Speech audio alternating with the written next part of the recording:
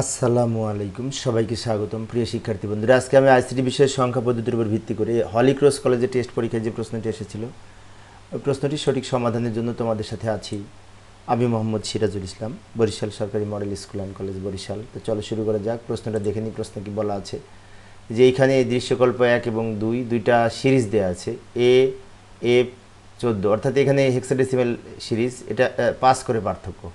আবার নিচেটাও সাথে সাথে 5 যোগ করে 12, 12-র মান সি, এটাও হেক্সাডেসিমাল সিরিজ, এখানেও 5 করে পার্থক্য, 5 5 করে বৃদ্ধি পেয়েছে। তো এই হচ্ছে হেক্সাডেসিমাল সংখ্যার দুইটা সিরিজ, 5 5 করে বৃদ্ধি পেয়েছে। এখন এর আলোকে গ ঘ এর উত্তর দিতে হবে। ক খ তোমরা পারবে। তারপর খ নাম্বার আমি একটু বলে দিচ্ছি। খ নাম্বার বলেছে এই সংখ্যাটি সঠিক কিনা। সংখ্যাটি সঠিক না, কারণ ভিত্তি 7 হলে এই ভিতরে 7 থাকতে পারবে না, সর্বোচ্চ 6 পর্যন্ত হবে। তো যাই হোক, আমি গ নাম্বারের উত্তর লিখছি। গ নাম্বারে বলেছিল, গ নাম্বারের প্রশ্নে বলেছিল, ভালো করে আবার যাই কি বলেছে দেখে আসি, একটু ব্যাক সাইডে যাই। দৃশ্যকল্পে 1-এর প্রথম 4টি সংখ্যার যোগফল ডেসিমেল ও অক্টালে প্রকাশ করো। এই যে প্রথম 4টি সংখ্যা দৃশ্যকল্প 1-এর এফ 14, এখানে আরেকটা সংখ্যা হবে। তো আরেকটা সংখ্যা কিন্তু 14-র সাথে 1 যোগ করে 19 হবে, 5 যোগ করে 19 হবে, কারণ 5 5 করে বৃদ্ধি পাচ্ছে।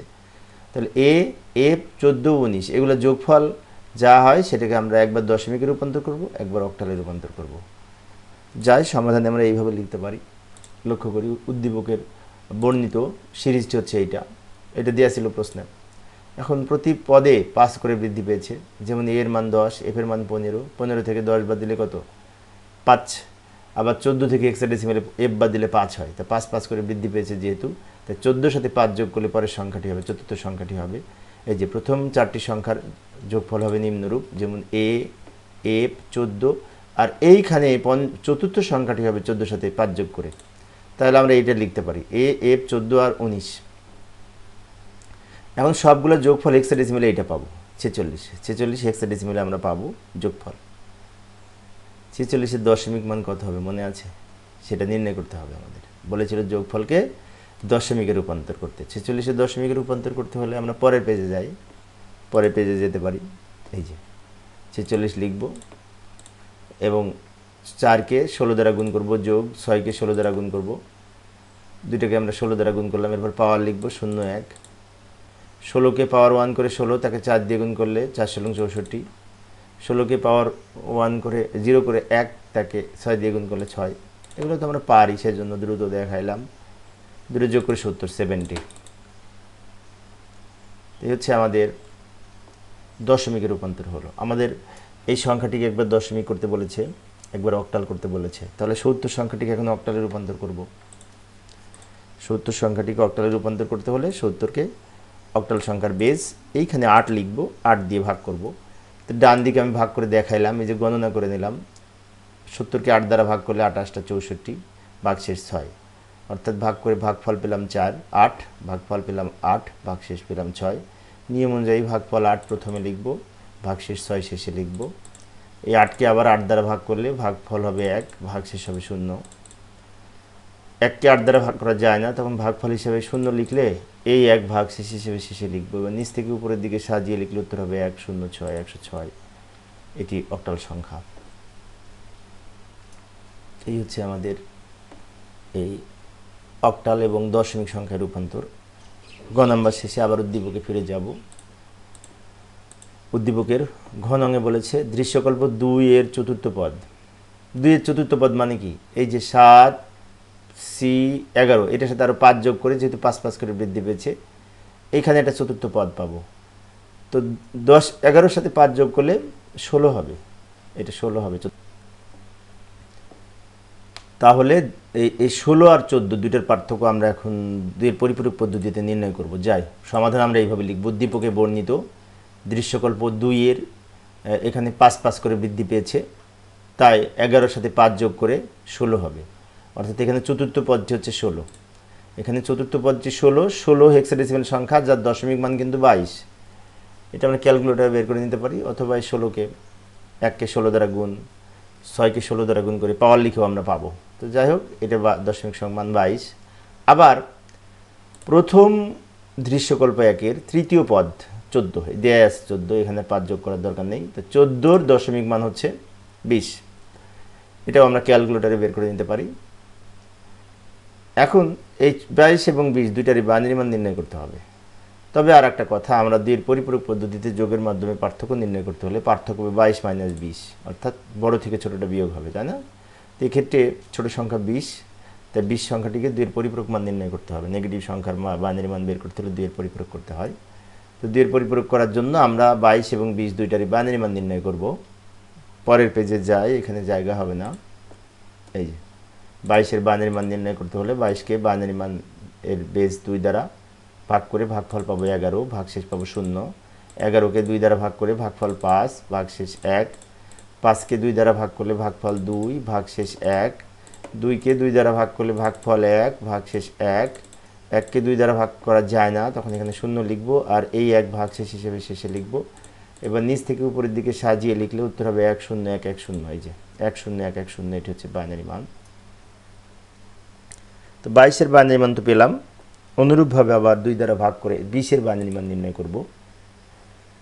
20-এর বাইনারি মান 2 দ্বারা ভাগ করব 20কে বারবার। 2 দ্বারা ভাগ করে ভাগফল 10, ভাগশেষ 0। 10কে 2 দ্বারা ভাগ করলে ভাগফল 5, ভাগশেষ 0। 5কে 2 দ্বারা ভাগ করলে ভাগফল 2, ভাগশেষ 1। 2কে 2 দ্বারা ভাগ করলে ভাগফল 1, ভাগশেষ 0। 1কে 2 দ্বারা ভাগ করা যায় না, তখন ভাগফল হিসেবে যদি 0 লিখি, এই 1 ভাগশেষ হিসেবে শেষে লিখব। এবার নিচ থেকে উপরের দিকে সাজিয়ে লিখলে উত্তর হবে 1 0 1 0 0। এটা 10 100, এটা হবে, এটা হবে। অর্থাৎ 20-এর বাইনারি পেলাম এইটা, আর 22-এর বাইনারি তো আর একটা পেয়েছি, তাই না? এখন এই দুইটা সংখ্যার মধ্যে 20-এর যে বাইনারি মান পেলাম, এটাকে আমরা এই দুইয়ের পরিপূরক মান নির্ণয় করব -20-এর মান বের করার জন্য। তো এখানে 5টা বিট আছে, তাই 8 বিটে সাজিয়ে নিব। তো যাই সমাধানের চেষ্টা করি। এই যে 20 সংখ্যাটির দুইয়ের পরিপূরক মান নির্ণয় করতে হলে প্রথমে 20-এর বাইনারি মান লিখে নিব 1 0 100। এই যে এটা 1 0 1 0 0, এটা কিছুক্ষণ আগে পেলাম। এখন এটার বাম পাশে আরও 3টা শূন্য দিয়ে 8 বিট তৈরি করে নিলাম। এবার এখান থেকে 1-এর পরিপূরক মান নির্ণয় করব। উপরে 0 থাকলে 1 হবে, 0 থাকলে 1 হবে, 1 থাকলে 0 হবে, 0 থাকলে 1 হবে, 1 থাকলে 0 হবে, 0 থাকলে 1, 1 থাকলে 0। অর্থাৎ উপরে 0 থাকলে নিচে 1 লিখেছি, 1 থাকলে 0 লিখেছি। এইভাবে লিখে যে মান পেয়েছি সেটা হচ্ছে 1-এর পরিপূরক মান। এটার সাথে 1 যোগ করে 2-এর পরিপূরক মান নির্ণয় করব। তো 1 যোগ করি, নিচের লাইনের সাথে 1 যোগ হবে। 1 আর 1 যোগ করে 10, বাইনারিতে 10-এর 0। এখানে 1 আর 1 যোগ করলে 2 হয়, কিন্তু 2-এর বাইনারি 10, সেজন্য আমাদের যোগ করার সুবিধার্থে বলে থাকি 1 আর 1 যোগ করে 10। 1 আর 1 যোগ করে 10, 10-এর 0 হাতে থাকে 1, হাতের 1 আর 1 যোগ করে আবার 10, 10-এর 0 হাতে থাকে 1, আর এই 0-এর সাথে যোগ করে 1, হাতে কোনো সংখ্যা নাই। এই 1 নিচে নেমে যাবে, 0 নেমে যাবে, এই 1 নেমে যাবে, এই 1 নামবে, এই 1 নামবে। এটা হচ্ছে 2-এর পরিপূরক মান এবং -20-এর মান। কেন -20-এর মান হলো? কারণ এই যে 1 সংখ্যাটি, এই প্রথম বিটটা সাদা কালার দিয়ে রেখেছি, এটা হচ্ছে সাইন বিট। সাইন বিট 1 হলে সংখ্যাটি ঋণাত্মক হয়। সাইন বিট যেহেতু 1, চাই সংখ্যাটি মাইনাস হয়েছে। তো এটা হচ্ছে -20-এর বাইনারি মান। আর এটা ছিল 22 22। এবার ওই 22-এর বাইনারি মানকে 8 বিটে সাজিয়ে ওইটার সাথে এটা যোগ করব, তাহলে 2-এর পরিপূরক পদ্ধতিতে পার্থক্য নির্ণয় হবে। তো লক্ষ্য করি, প্রথমে 22-এর বাইনারি মান লিখে নিলাম। কিছুক্ষণ আগে পেয়েছিলাম এটা বাইনারি মানটা, বের করেছিলাম 2 দিয়ে ভাগ করে, মনে আছে কিছুক্ষণ আগে। এখানেও 5টা বিট, বাম দিকে আরও 3টা শূন্য দিয়ে 8 বিট তৈরি করে নিলাম।